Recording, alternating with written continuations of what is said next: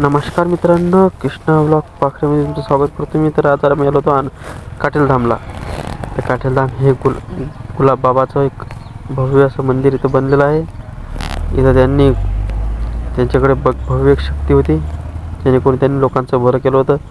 तर तुम्हाला जर यायचं असलं तर वरोडबा काढून काही 5 ते 6 किलोमीटर लांबवर आहे, येऊ शकता तुम्ही. भव्य अशी मूर्ती गुलाबाबाची पण आहे इथं. आमचे नाना आणि मी आलो होतो. पाहू शकता तुम्ही कशा प्रकारची साफसफाई आणि मंदिर असं मोठं प्रकारचं बांधलेलं आहे. पाहू शकता तुम्ही छान प्रकारे अशी नक्षीकाम असं केलेलं आहे मंदिरामध्ये गुलाबाबाचं. तुम्हाला जर देणगी द्यायचं असलं तर तुम्ही देणगी पण देऊ शकता. पाहू शकता इथे देणगी घेणारे पण आहेत. ही गुलाबाबाची मूर्ती आहे. गुलाबाची गाडी पण आहे साईडला ठेवेल, जेणेकरून त्यांच्या आठवणीसाठी. हे पाहू शकता. आणखी जर काही लग्न असलं किंवा काही मोठे भंडारे असले त्यासाठी मोठा हॉल बनलेला आहे. हॉल पण पाहू शकता तुम्ही कशा प्रकारचा हॉल आहे. छान अशा प्रकारचं. आणखी बाहेर जर गेलं तर गार्डन पण आहे.